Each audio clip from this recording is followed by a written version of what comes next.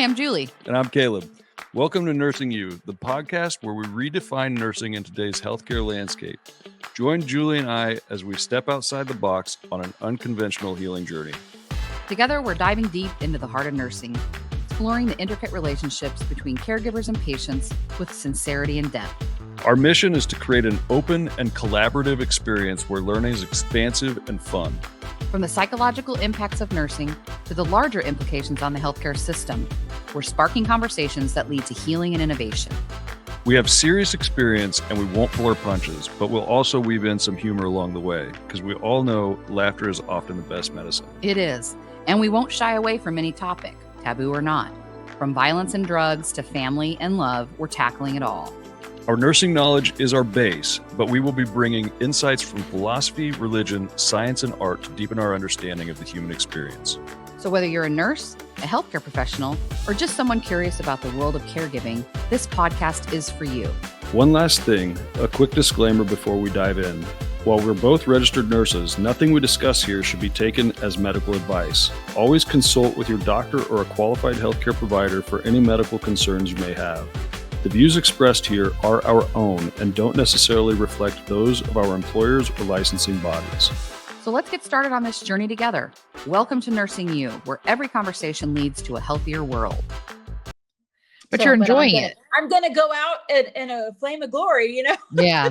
Yeah. I mean, so do you think that, so where exactly, like I would like to know where you think that this ability comes from, because one of the things that I know is true about being an ICU nurse is that, and Julie and I have talked about this, our real skill is crisis management. And so, and when you're managing a crisis, when someone's dying and you're doing all of the things, and there's a fluid nature to that experience that you're moving in, and there's the element of control that you have, all this knowledge and ability and skill mixed with an absolutely uncertain situation. And do you feel like, so I'm going a long way around to get to the question of how has being a nurse, the experience and the skill sets that are unique to being a nurse and the exposure to extreme suffering and death, how's that all played into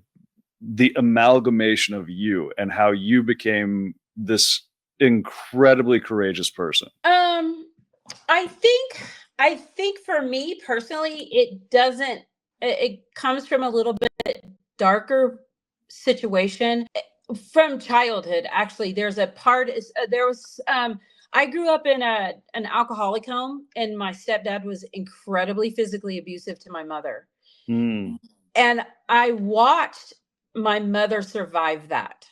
And I watched my mother get up and go to work the next day anyway. I watched her go through life being an abused woman and still functioning. Now, yeah. I took a couple of things from that. One, I knew you would never do that to me. I knew I would never tolerate it. I get now, as I've, gone through several things in life, why she made the choices that she did and stayed within that. But I knew that I wouldn't. And I also knew, because that, and as sad as it sounds, I've actually been able to use that, what that installed within me. You can survive fear and you can push through fear, because whenever we were young kids and we knew we could hear that happening, it was so unbelievably scary and wrong. And I don't wish that on any child. And I never let any of my kids experience it. We definitely, that cycle has been broke within our family. But that fear, living within that and learning to survive that, served me through the years.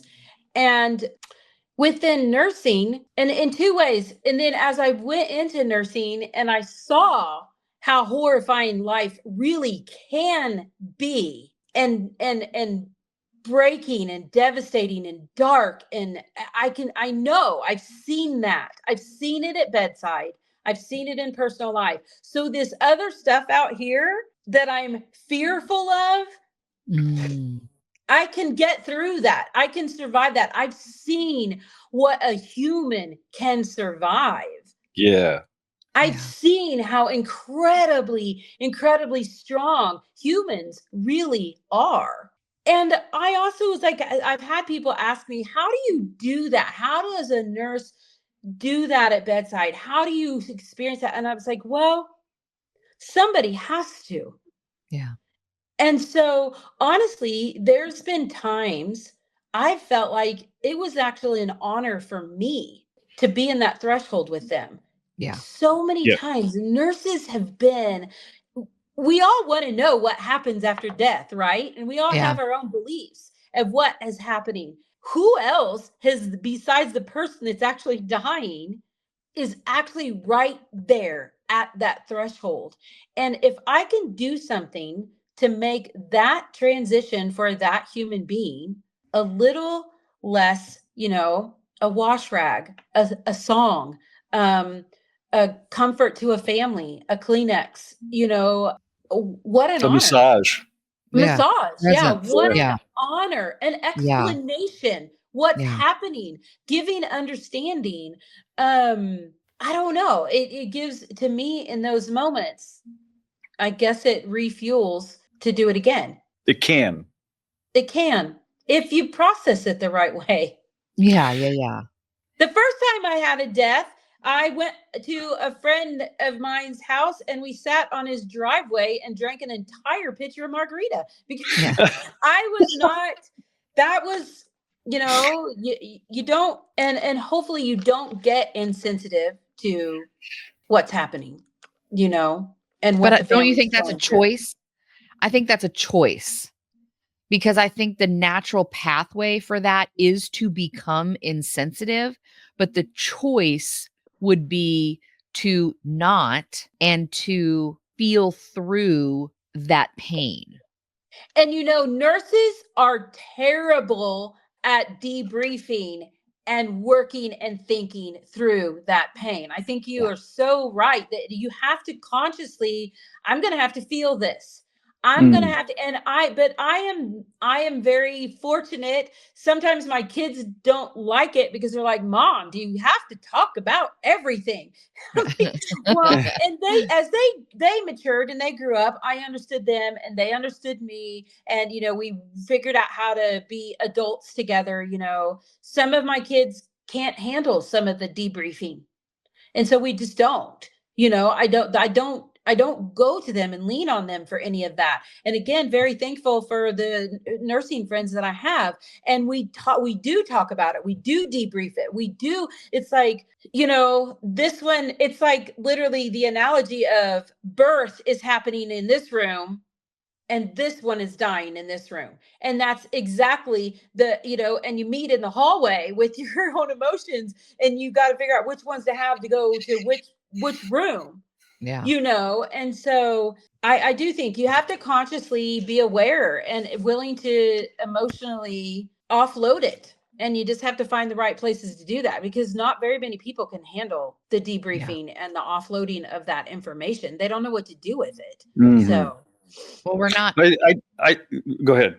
I was going to say we're not taught that. They don't teach that part in nursing. No, they don't facilitate that at all, which I think processing is a huge one of.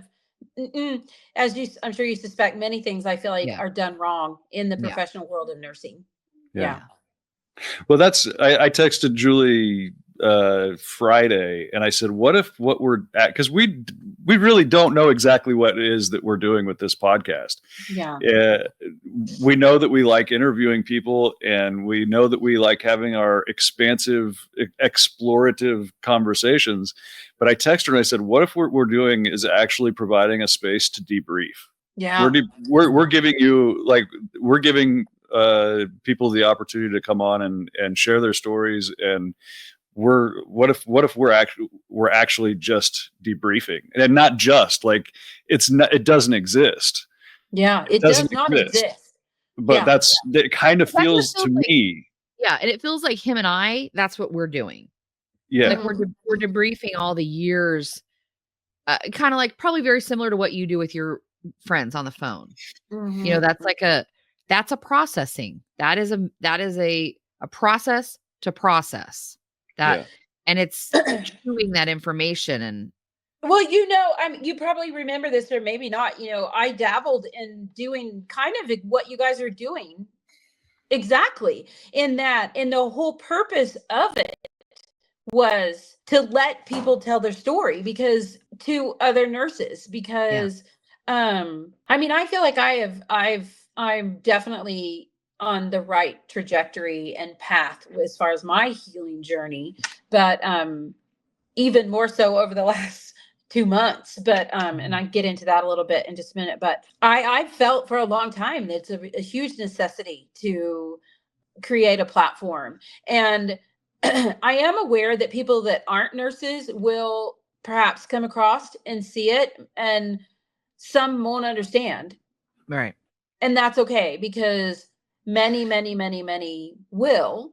And so, I think that if that's how your podcast evolves into is a healing space for other nurses, I think that's a fantastic thing. Because let me tell you, if bless her heart, my poor little cousin was in nursing school during COVID, and I was at my worst place emotionally as far as my opinion of nursing. Mhm. And if nurses, I feel like nurses that are in it right now can't find a place of healing, we're leaving a very sad profession that's so incredibly I can't think of another profession that's any more necessary. We're not leaving a very good environment and a very good soil for them to grow in. So if I feel like we almost have a responsibility, and because I can remember I was so adamant about being a nurse and so much empathy and compassion and dedication. And I it was so important to me. And at that time I was dating a respiratory therapist who'd been a respiratory therapist for a really long time. And he's like, you'll get there. You'll get to where you're just like everybody else. And it's like, this job Mm. sucks. And it would Mhm. anger me. I'd be like, how I would never be that person. I would never not be honored and obligated, and this will always forever be me. And I remember one day waking up and realizing I definitely indeed became the Mm. person that was like, this job is horrible. Do not become a nurse. You want to do what? Absolutely do not do Oh, that. yeah. Do not become a nurse. It's a horrible career. And that's kind of where I was at mentally when my cousin was, and she's like, can you help me study? I'm like, sure. I don't know why you want to do this, but whatever, you know? But, and then actually, even when I was an instructor, there was a piece of me that almost felt like I was lying to them, Ah. and all I could do, the way I approached that was make sure I teach them to advocate for the patient, make sure I teach them to know the science, make sure I teach them to have a heart for that, not to be responsible for the outcome, but have a heart for helping them get the outcome that they want. If they want to go on hospice, help them. If they want to keep fighting, even if they're not going to survive it, help them. So Mm. what, and that kind of helped me find my way back, and of course, like I said, nature for me specifically, I was Yeah. like, um, finding my way back to loving humans and finding my way back to, seeing what is still good and positive in society. So Yeah, there's an idea that I can't remember what the source is, but the idea that you can't actually be a good person until you have the option. And oh yeah. we're put in the position where you just touched on that when you said you got back to the place where you loved humanity again. Mm-hmm. And so which means that you start with love for your fellow man, you interact in such a coarse nature with the worst parts of the human experience, Mm-hmm. and you get to the point where you don't love or care Yeah. for Yep. your human, you Mm. where that love is severely questioned. And somewhere at the bottom, you're presented with the option of continuing down the path of hate, or continuing or climbing back up the ladder of love and getting back to the place where you have chosen to do good. And then you actually are doing good. Yeah. Yeah. I agree. Yeah. And I mean, I think we probably all at least have moments in our life where we anger and we have anger and we feel anger and we hate and we feel sorry for ourselves and why me's and all of those things. But I don't know, somewhere, I guess I should probably put some thought into that if somebody really wanted to utilize that information. I'm not sure how I really got to a place where I understood. You have to feel that and go through that emotion. But at some point, and this is my favorite person to coach, specifically women, because I am a woman and I've gone through a lot of the things that women have gone through. But you have to make a choice. Where do you want to stay? Do you want to stay in that cesspool of pity and anger? And because it serves its purpose, but not for very long. And if you stay there very long, then it just keeps you circling the drain of despair. And it's not a pretty place. It's a gross place to stay. And so being able to help somebody see, okay, I mean, there's all kinds of concepts there, forgiveness is for you, not for them. I mean, just all kinds of, little analogies and things like that. But the point is, you want to move past it and on and forward to what is next and what good can come down the road? Or do you want to stay in this pity party? Right. And so to me, it's a yuck place to be when you're so angry and you're so pitiful and so woe's me. And I've been there and I've felt it. And I'm unfortunately maybe will feel again. I don't know at this point in life, but, and when you can understand too, that you're not the only one, you're not, you're not the probably the first person to experience it or anything like that. So just knowing and having an understanding that staying in that will not serve me. Yeah. I feel like we're kind of talking to the audience now, like the way you're speaking. And like, I've said it before, I'll say it again. My biggest mistake was that I stopped talking. I stopped sharing with friends. I disconnected. I went into my little bubble and I made furniture. I made beautiful things. Yeah. And I was suffering in a cesspool and all alone. And it was so unnecessary, but I didn't know how to get out of it. And, if we're talking to the audience right now, if there's somebody out there that is in that space, or you recognize that a coworker is in that space, somebody just disappears. I ran into an old coworker of ours that she said, I didn't know what happened to you. You just disappeared. And like if somebody is in your life that has just disappeared and they've been through all the suffering and all the death, and they're carrying it and they're hiding and they're going inside. And if you're doing that unguided, it can be very dangerous. I was very lucky to survive. And I think too, to tag onto that, and I kind of touched on it a little bit too. You may have to reach out to somebody different than you normally would.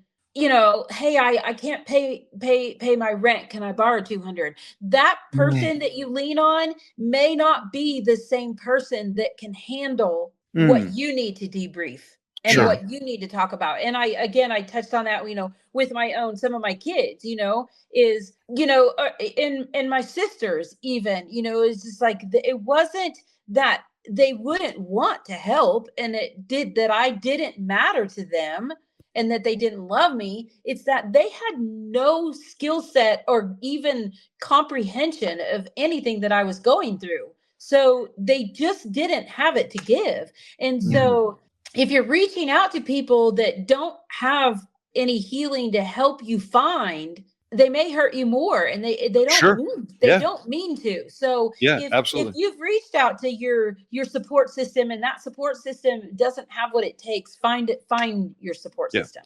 Yeah, absolutely. I've experienced some of that. Yeah, Yeah. same. Yeah, because you think you automatically think it's your family and that you're gonna, Yeah. if you have a spouse, or adult children, or even your parents, Mhm. that's typically who you would maybe think to go to when you're really struggling. Because when I was really struggling, you don't know exactly what it's coming from. Like you can kind of Yeah. guess that, like, that was a lot at work, but you don't ever really tell yourself this is so much, Yeah. because you are doing it. And if you so you can't really think that it's too much, or you physically won't be able to do it. Do it. So, Yeah. and people might experience this, or you too, as you get to the end of your 2-week notice, and you get kind of towards the end, or your end of that contract, you kind of Mhm. start letting some of the concepts start to, you know, boil in your mind, and you're like, God, this is bullshit. Yeah. Whereas like a month earlier, you didn't think that way, because Yeah. you didn't allow yourself to make it true, or Mhm. to tell yourself that that is how it is. This is bad. Mhm. Because it's like self-preservation almost. Like you can't Agree. just leave. You have to stick it out. And so you're telling yourself is telling yourself, it's okay. It this is you're gonna be fine. But Yeah. but Yeah. really, it's really internally doing damage. And Yeah. you don't know that you're doing that. And so you think like it must be me, or my marriage is horrible, or I'm the worst They don't mom, or care. Nobody cares that about I no me. right. And the victim. Oh, the victim. Yeah. Oh, the Yeah. victim. Yeah. Oh, Yeah. the victim. And so if you Yeah. are in that space of feeling like the victim, feeling like this is being done to you, Mhm. that's a starting point, Mhm. because it isn't. I mean, I honestly feel, and even after this conversation, even more, that I think we were all chosen to go into nursing. It's part of our path. It's part of our spiritual walk, to get us to where we are going to be our best, Yeah. into like an enlightened kind of space. Mhm. And when you're chosen, trials and tribulations are also part of that journey. Mhm. And understanding that it's a choice. It's a Yeah. choice to stay in your victimhood. It's a choice to stay in the negativity of the profession. It's a choice to decide I need to be different, whether or not you get out of the career or not. But a lot of nurses will leave. Like we've all kind of had our story of like, Mhm. "Whew, I need a break," Yeah. and you take the break, but then you either go in to do something different around, but you're never not a nurse. And we've talked about that a Right. million times Yeah. before. It just is part of that journey. But I think just knowing that you have a choice, because like you said, it's within you. You choose how things are going to go for you. And you also choose if you decide that you're going to let things happen Yeah. to you. That is Well, I also do a choice. think that there are a lot of things that are out of our control. We don't we we had no control over the pandemic coming. We Right. Mm. don't have any control over how our colleague responds to what's happening, but we absolutely have a control over our own response and our own, and how we're choosing to go through whatever it is that we're finding ourselves go through. And sometimes we do make choices that become self-inflictions, right? Yeah. But also there are inflictions that we all go through that are not of our doing at all. But getting how you get through it and how you choose to get through it can make a huge difference in Mhm. an outcome and your own personal experience. So Mm. yeah, I think to me, and I mean, a lot of things have come full circle for me over the last several months too. I can't, where I'm at now is just still surreal and mind blowing for me. And let's see, I don't even remember where I left off as far as where I was at, but I mean, I've done lots of things. Okay, the instructor, and then I settled back in because the school wanted me to come back to full time, and that's not someplace I wanted to live. So I was like, no, I'm not coming back to campus full time. And so I got to regroup. And then, so family situations, lent itself to, I moved back into what, nomadic type people call sticks and bricks, and, into Phoenix, and, dabble around in a few different areas. I got hired as a supervisor in an OR PACU endo area, and they were still trying to find their way back to a professional environment. And out of COVID, I mean, there's several things that came out of COVID that I feel like set nursing back a lot, like staffing, things like that. But they just weren't there. And it was real. And I was like, no, I can't go here. I can't stay here. So managers and stuff that have ever tried to push me too far into management know this well about me. I'm not a fan of salary. And that position, I was like, I'm not going to do that. I'm not going to do a salary position, because the expectation was you work all the time and you indeed end up making less and working way more. And I was like, that doesn't work for me. I have a skill set that I worked hard for. I paid for my education and all that. And I just have a mindset and a protection over that skill set that my expectation is that if I'm giving it, I'm going to get paid for it. Yeah. To some extent. Now, if the neighbor has a problem, of course I'm going to help. Well, Walmart, you know what I mean? But I mean, if my employer is expecting me to show up and give my expertise and my knowledge and my time and energy, I expect to get paid for it. And salary, and that's my own personal. I know a lot of people work for salary, I understand, but I won't. So when I was like, whoa, that is not it. So then what I ended up doing, which was good for me because it kept my foot in the door with nursing, but it wasn't bedside nursing, and I just needed that break. And so I was occupational out on a job site, and I really liked working with the common everyday guys and gals just showing up, doing their labor job, doing the best they can, trying to meet all the regulations, trying to stay within all the rules, and trying not to, have a chemistry explosion, trying not to, cut their leg off, trying not to, blind themselves. I mean, there was all kinds of things, that would happen on a job site, and that I participated in treatment of that. And that went on for about a year, but the good and bad, the job site I was on was fantastic with their safety. And there was basically almost never an injury. I was bored out of my mind, literally bored out of my mind. So one of the things I did was, you know what? I love wilderness medicine. Let me sign up for a wilderness medicine course. I'd taken it in 2016. I had since let my certification lapse. Let me go do it again, just simply because I love the content. I didn't know what I was going to do with it. Didn't know if I would ever do anything with it other than feel a little safer when I'm hiking. I don't know. So I did take that. It was a 5-day intense course. Loved every single second of it. But it was all wilderness medicine. And I want to do it. I want to do it. Oh, it's amazing. I'll definitely can point you in that direction if you decide to. One of the speakers was somebody that has worked in the clinic that I'm in for over 30 years. And he was a physician and lectured on the difference in, which is a huge topic within wilderness medicine, the difference between hyponatremia versus dehydration.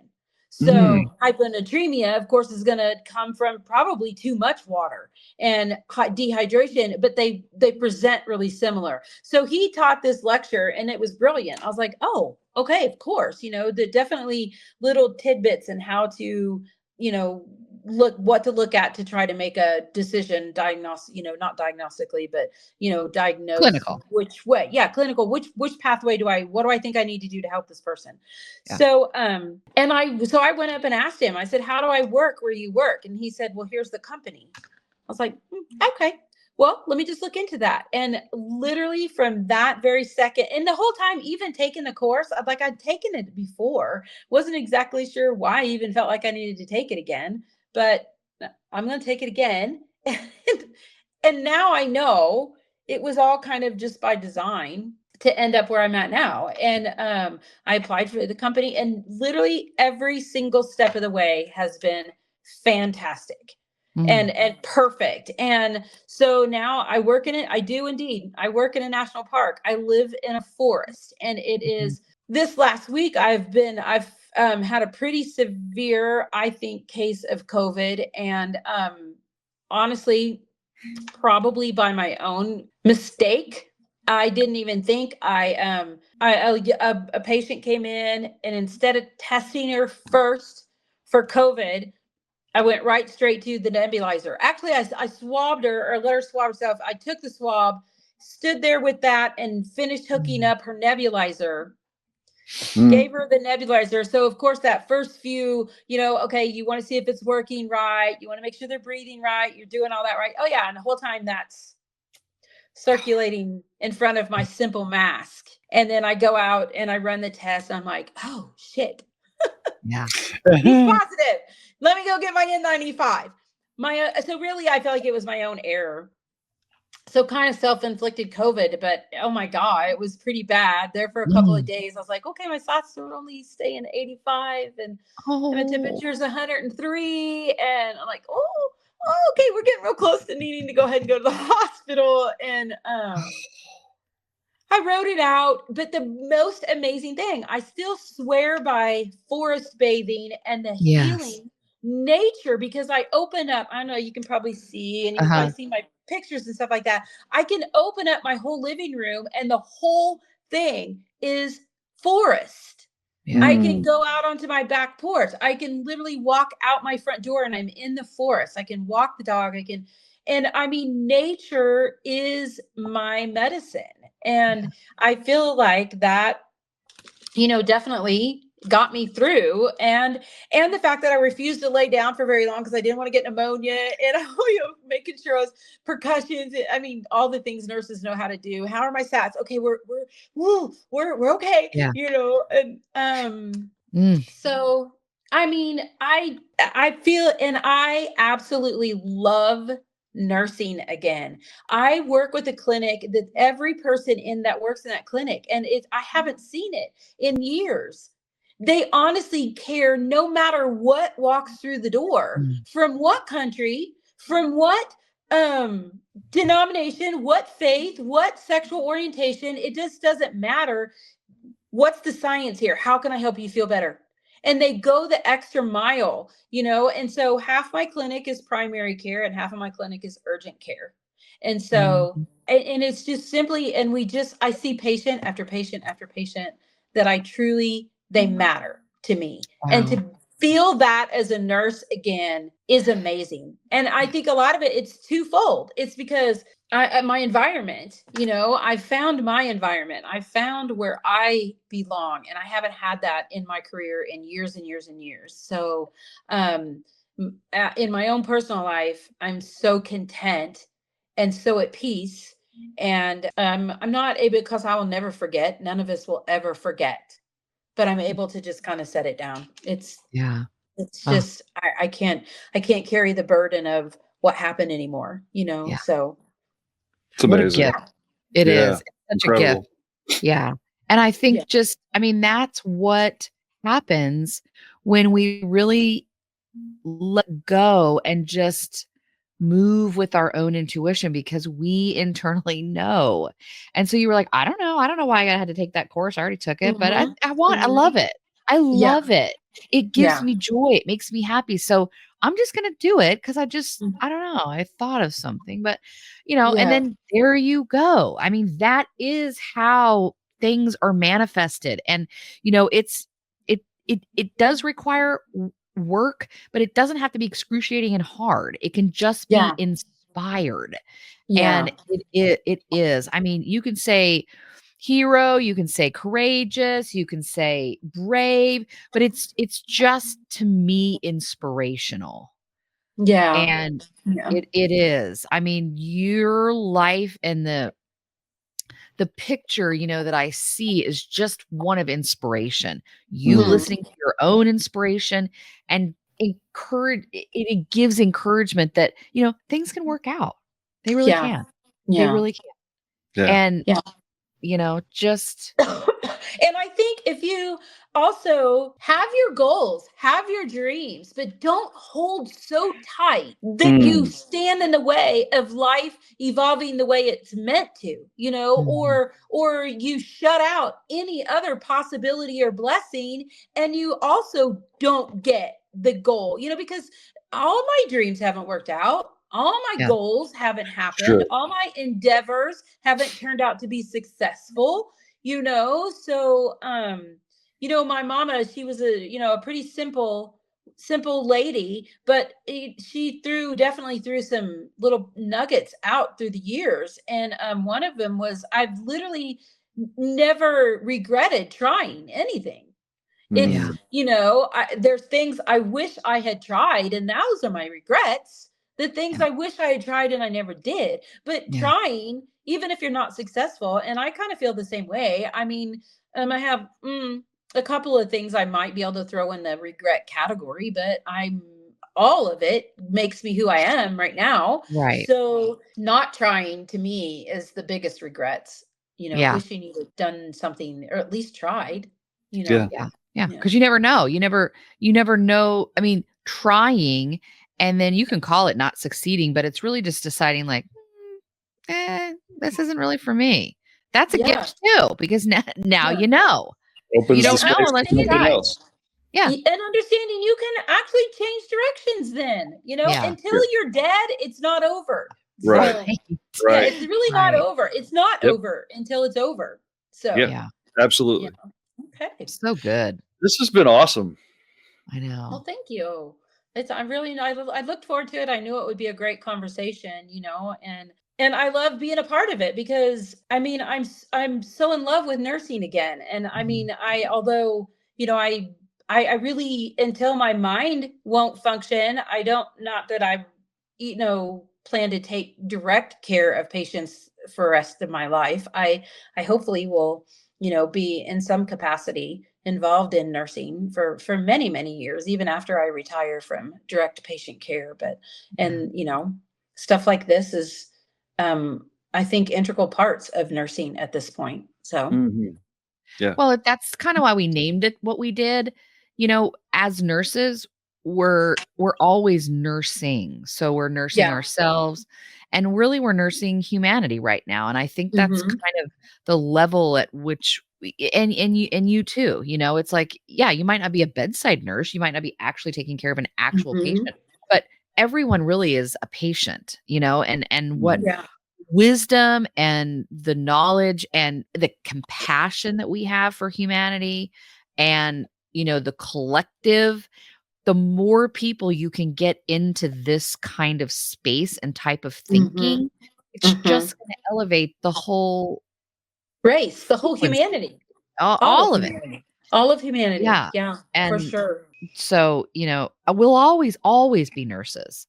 Well, Hmm. no matter what you do, you write a book, that's taking care of humanity.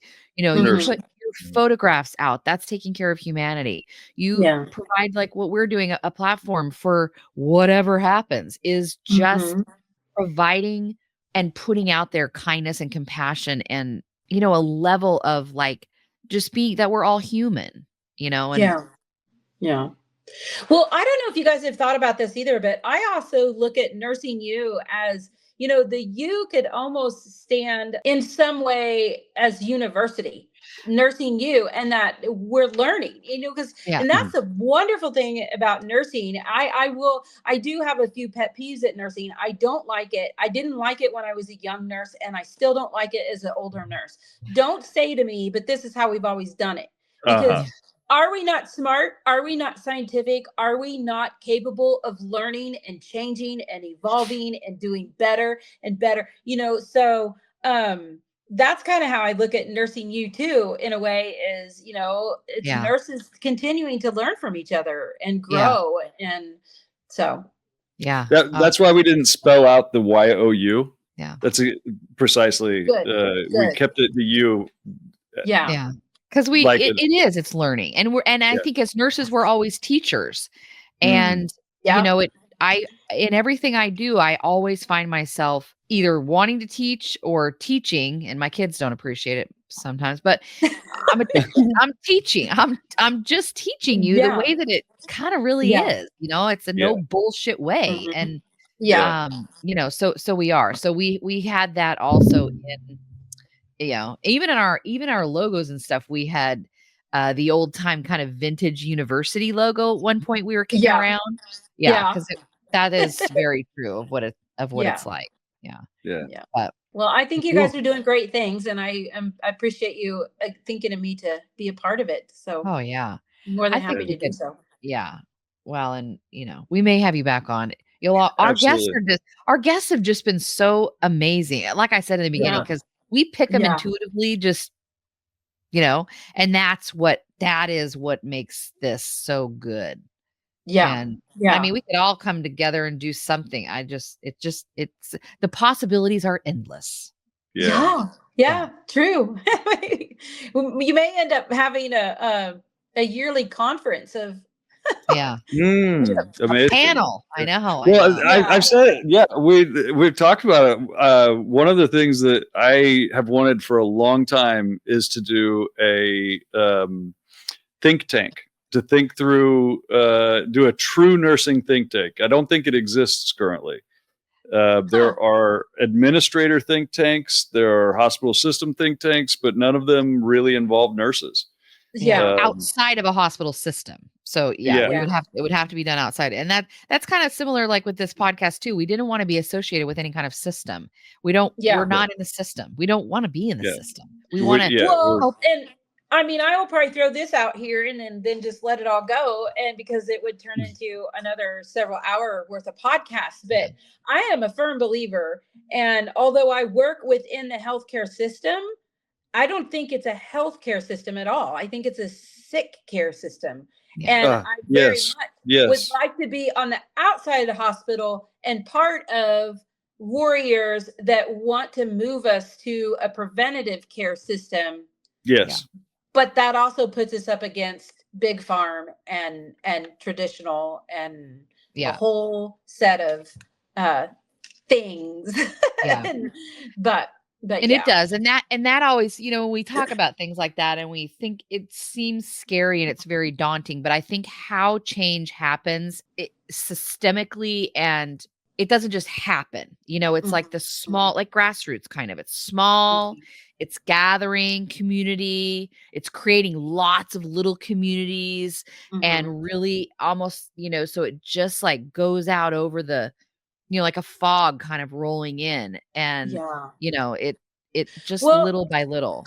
I do think, like I said, this could like turn into such a long conversation, but when my journey on this concept, I two very pivotal points, and one of them, I was working in the ER. A nurse was in there who was pregnant, having a kidney stone. When I came in for that shift and took report, they had already gave this young lady something ridiculous, like, I don't know, 16 milligrams of morphine.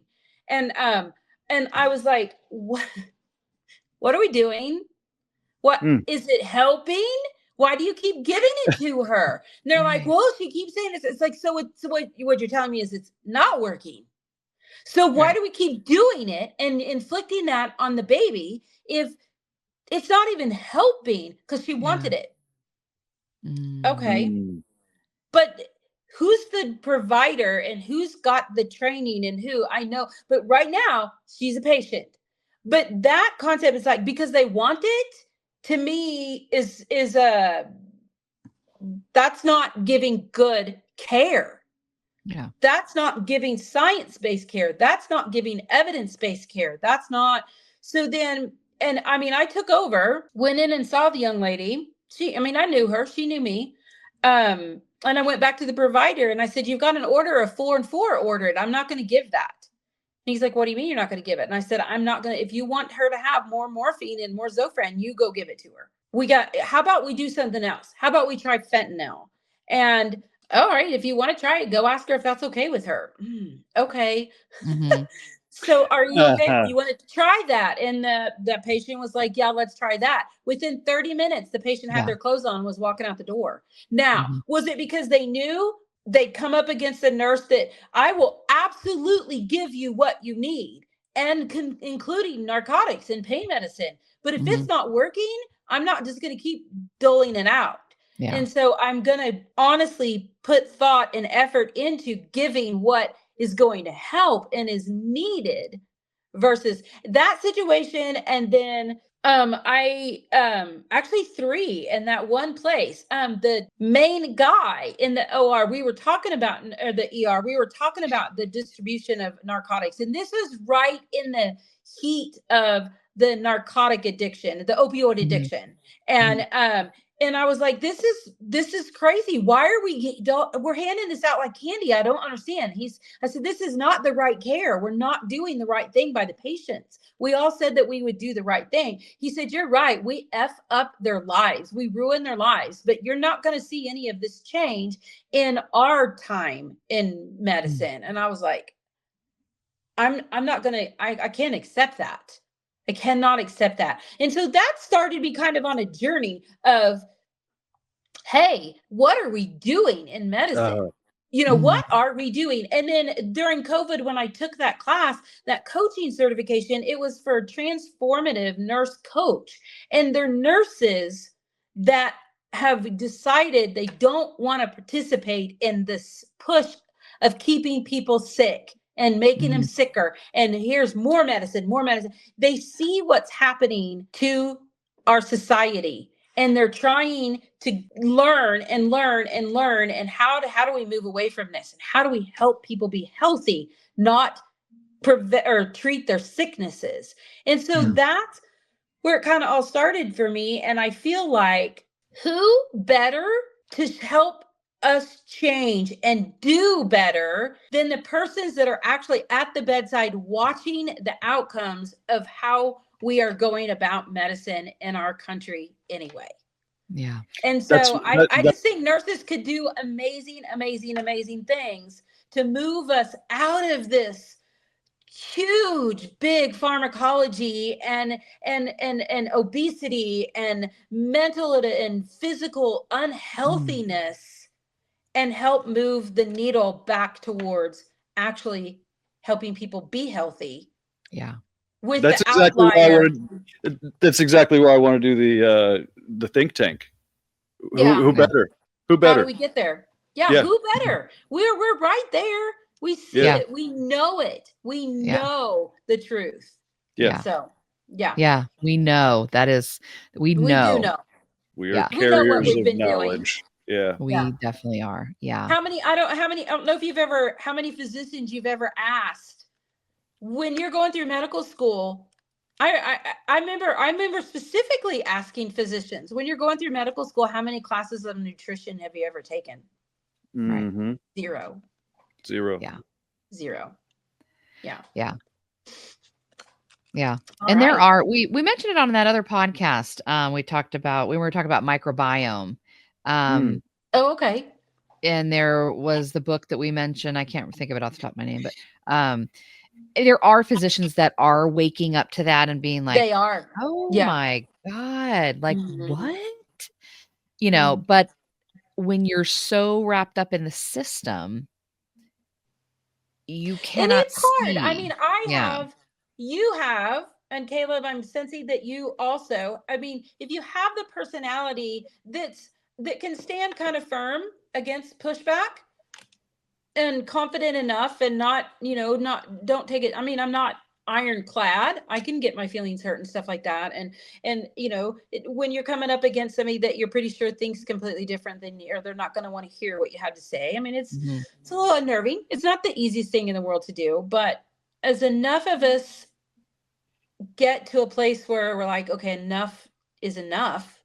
Yeah. Let's start. And I follow a YouTube channel that he was a neurosurgeon, and he finally was like, what are we doing? We're not fixing anybody. We're not preventing any of the strokes, any of that, when somebody says, well, you can't prevent a stroke. You can. In a lot of ways, you can prevent a lot of strokes. I mean, people don't want to hear that. One, because they don't want to do what it takes to prevent it, and Right. then big farm and a huge community, medical community, doesn't want. It's Yeah. lucrative. Yeah. It's Yeah. Very. lucrative. Right. Yeah. And It is the money. Yeah. so then, I mean, there's another that's been through the political world, if you follow stuff like, RF or, Bobby Kennedy and things like that, Mhm. there's lots of things starting to come out. Not that I think everything Bobby Kennedy says is true, but there's just, the conversations are being had now. They That's are. what I'll say. Well, They are. And the general distrust of our healthcare system is so pervasive. I don't think that there's any other choice but to change. Right.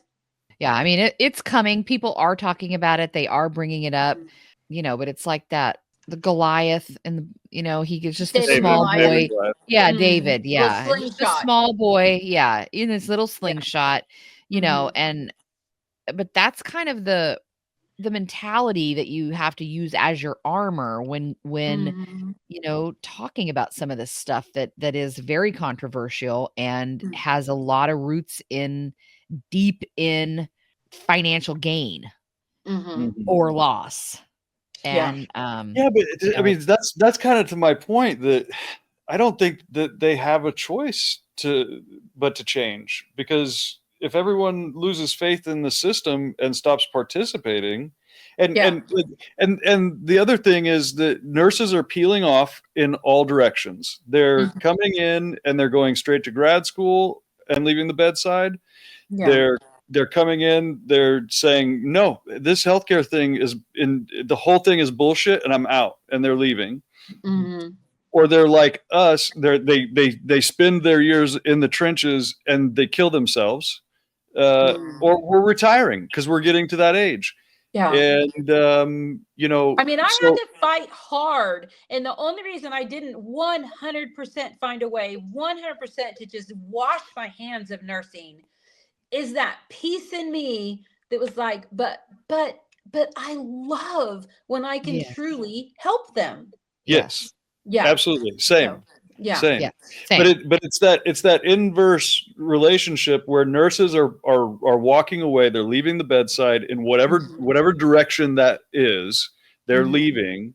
And then we have the baby boom generation that is, they're no longer moving forward, they're moving backwards. And Mhm. so the burden on the system is so huge, and the base of nursing is squeezing out. So Mhm. it has no choice but to change. So yeah, I can see the analogy of David and Goliath, but to me, intuitively, it can't exist in its current form Mhm. long Yeah. term. Yeah. It just can't. Mhm. Well, Nobody's going to take it out. It just isn't going to be able to. It's just Yeah. unsustainable. so this, and you may you may want to completely edit this out, but I'll just throw this in here.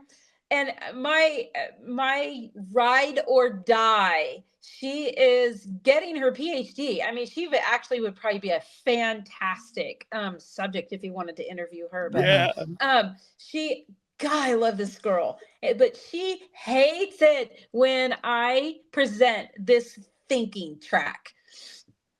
Do you guys remember? And this just goes to the status quo cannot exist.